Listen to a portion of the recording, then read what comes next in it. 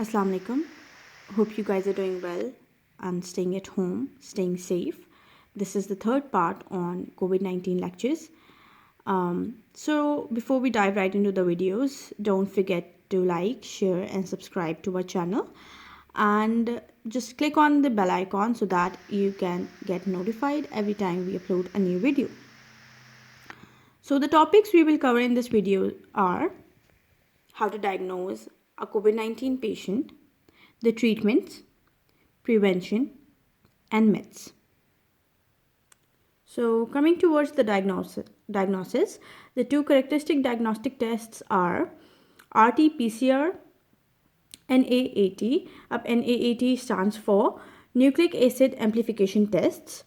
इन दोनों टेस्ट की जो ड्रॉबैक्स हैं वो ये है कि PCR जो है वो बहुत टाइम लेता है रिजल्ट शो करने में, whereas NAAT nucleic acid amplification test जो है इट इज़ वेरी एक्सपेंसिव. और जितने पेशेंट्स हमारे पास आ रहे हैं, not every one is capable of having this test. ठीक है जी. तो हमारे पास दूसरा ऑप्शन क्या रहता है, we can go on the lab findings. जैसे हम CBC करवा सकते हैं, ब्लड टेस्ट करवा सकते हैं.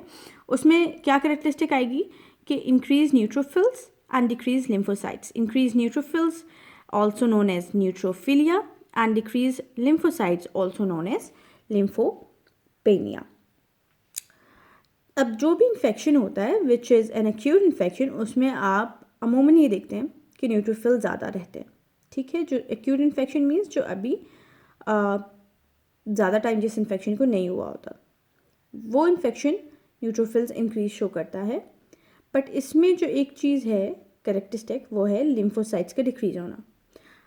कॉमनली आपकी इन्फेक्शन जब आपको होता है तो लिम्फोसाइट्स भी इंक्रीज होते हैं, बट इस केस में लिम्फोसाइट्स आर डिक्रीज्ड. अब लंग्स के अलावा जो दो और अदर ऑर्गन्स हैं मोस्टली जो सफ़र करते हैं due to corona virus are liver and kidney. तो ALT और AST लेवल्स जो हैं, ALT एंड AST होता क्या है, these are enzymes of liver. तो in COVID-19 infection ALT and AST are increased as well as LDL level. LDL is the light density lipoproteins, ये भी इंक्रीज होते हैं. These are not good cholesterol indicating levels.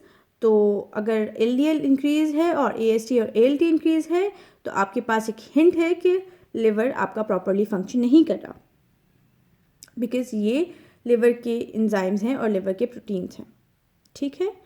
Now तो क्या क्या है, let's summarize it. Neutrophils increase होंगे, lymphocyte decrease होंगे, AST ALT लेवल भी इंक्रीज होगा as well as LDL level increase होगा. Now moving on to the imaging. अच्छा, तो इमेजिंग होती क्या चीज़ है? इमेजिंग होती है कोई भी ऐसी मेडिकली इमेजिंग को कहते हैं कि कोई भी आप ऐसी पिक्चर निकाल लें जिससे आप डायग्नोसिस की तरफ जा सकें. अब picture as an simple picture नहीं, आप एक्सरे के थ्रू एक डॉक्यूमेंट सा निकाल लें. जैसे एक्सरे होता है वो भी एक पिक्चर की तरह किया होता है, मेडिकल पिक्चर होती है जिसको आप देख के डायग्नोसिस करते हैं. या फिर CT स्कैन की तरह या MRI, जो भी इस तरह की चीज़ें होंगी उसको हम इमेजिंग में डालते हैं. अब हम चेस्ट एक्सरे की तरफ जाते हैं.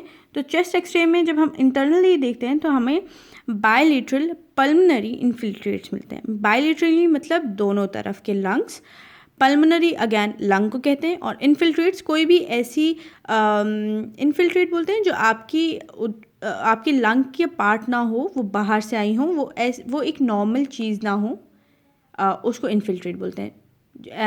सिंपली जो फिल्टर होके आए, जो आपकी बॉडी का पार्ट ना हो या उस एरिया का ओरिजिनली पार्ट ना हो. अब मैं आपको पिक्चर दिखाती हूँ कि ये दिखेगा कैसे. तो अब आप जैसे इसमें देख सकते हैं कि ये लंग्स के दोनों पार्ट में ये पार्ट और ये पार्ट आपको लंग्स के दोनों एरिया में एक वाइट सा, ये देखें ये सारे इन्फिल्ट्रेट्स दिख रही हैं आपको, ये वाइटिश सा.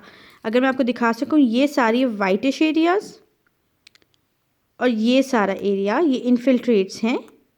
और यहाँ पे अगर आप देखें तो नमूनिया टाइप फ्लूइड्स आपको नज़र आ रहे हैं ये. तो आप देख सकते हैं कि यहाँ पर ये एरिया और ये एरिया सारे इन्फिल्ट्रेट से दिखा रहे हैं आपको. ठीक है.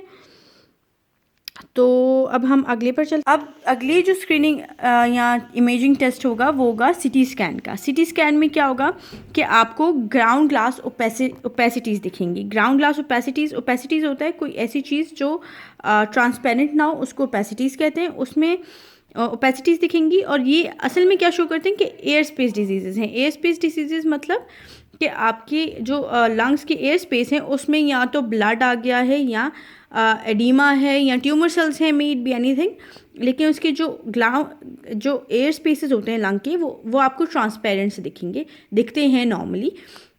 बट ग्राउंड ग्लास ओपेसिटीज़ में क्या होता है कि क्योंकि वो एयर स्पेसेस फिल्ड होती हैं तो वो आपको ट्रांसपेरेंट नहीं दिखती, वो आपको ओपेसिटीज़ दिखेंगी उस जगह पर।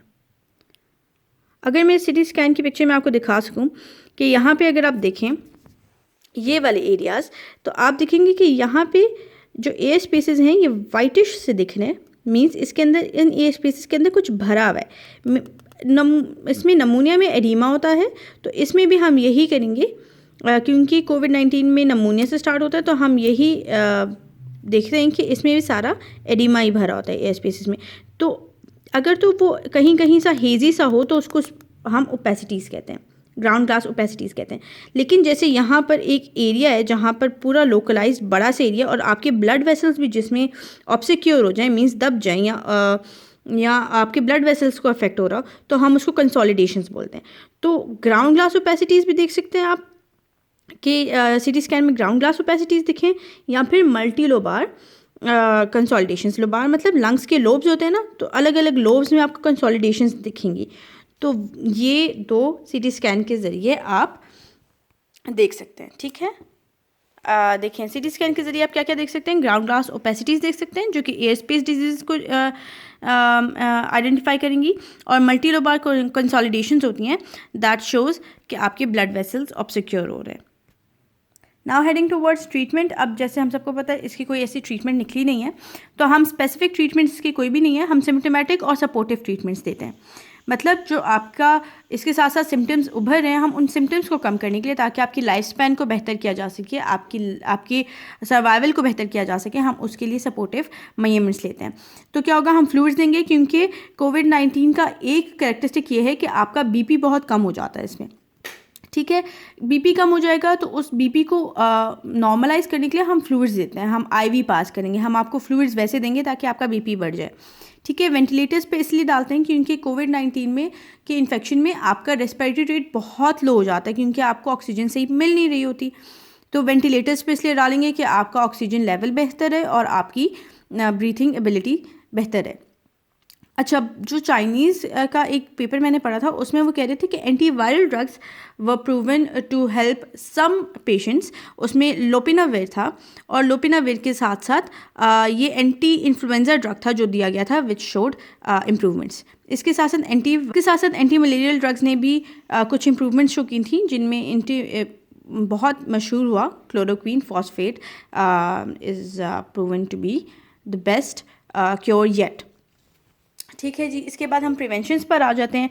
अब क्योंकि ट्रीटमेंट तो हमारे पास कोई है नहीं, तो हमने प्रिवेंशन के थ्रू ही इसको मिनिमाइज़ करना है। तो prevention, take very very very good care of your hygiene.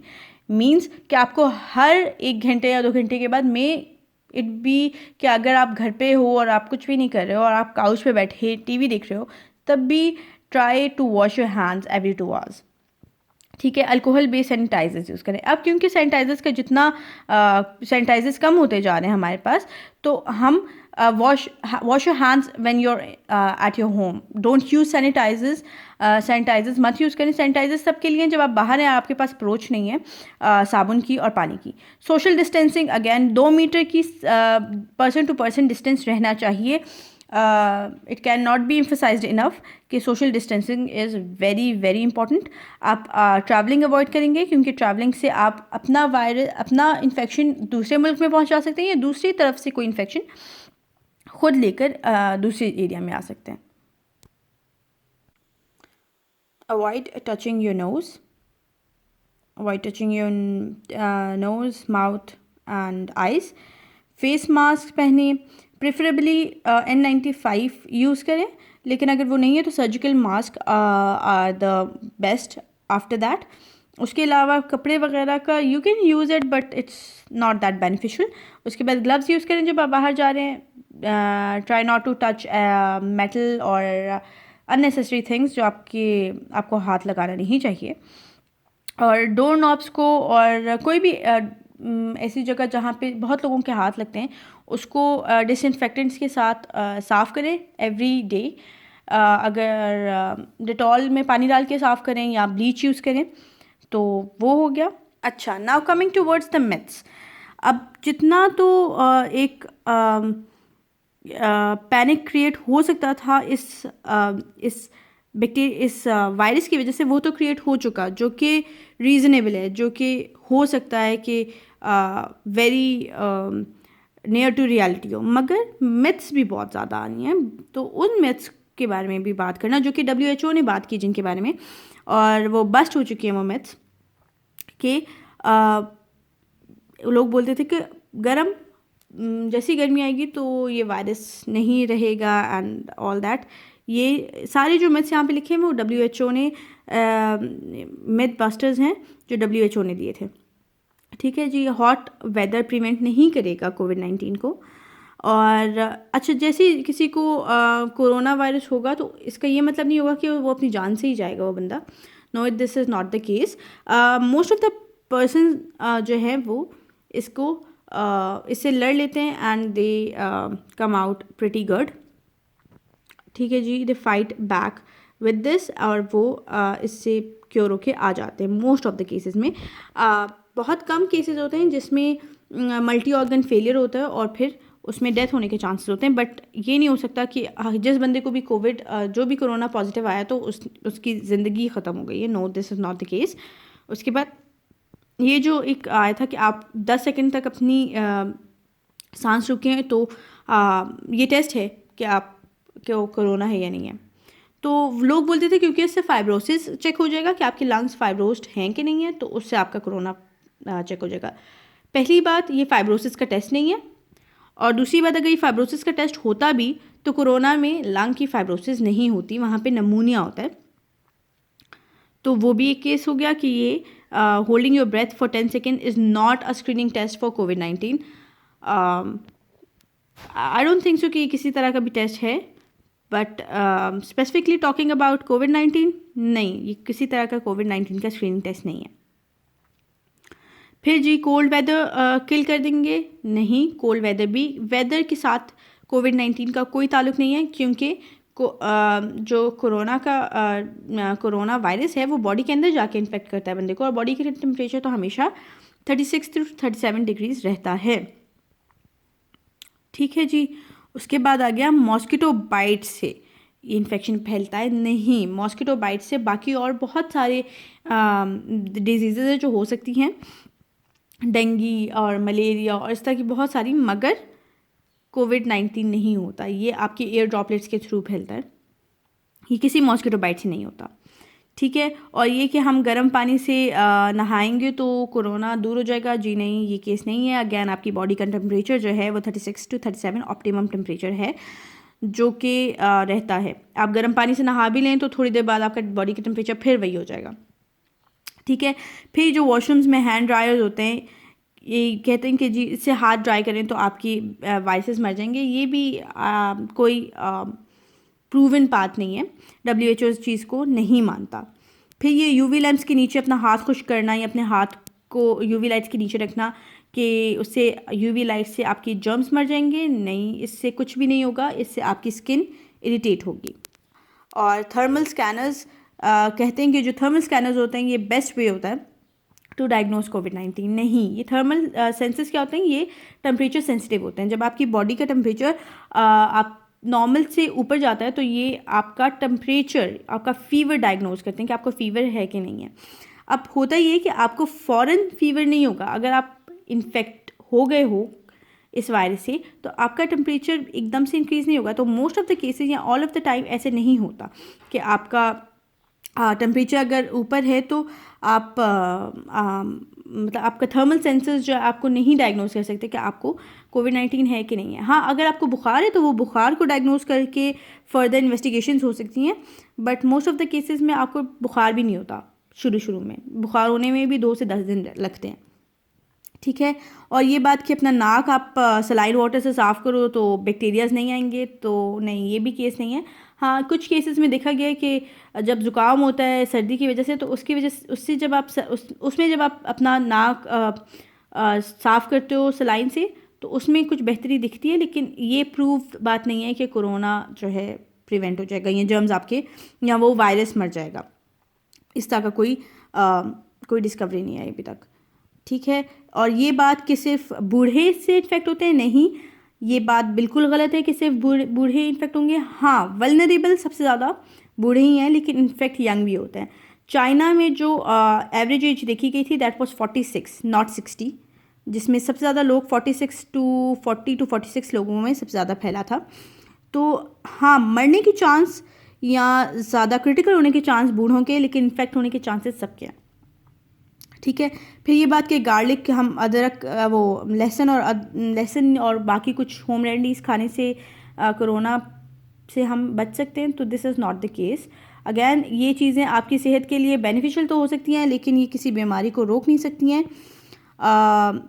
Yet again, अगर हम कोरोना की बात करें तो कोरोना को तो नहीं रोक सकती हैं अभी तक, कोई प्रूव नहीं हुआ इससे। ये लेमन वाटर के बारे में लोग बोलते थे, तो लेमन भी फ़िलहाल तो कोई इसमें डिस्कवरी नहीं आई कि लेमन वाटर, हाँ अगेन ये आपकी हेल्थ के लिए बहुत अच्छा है overall, but specifically talking about corona, no, it's not a beneficial way to cure your corona virus, ठीक है, या कोरोना इन्फेक्शन।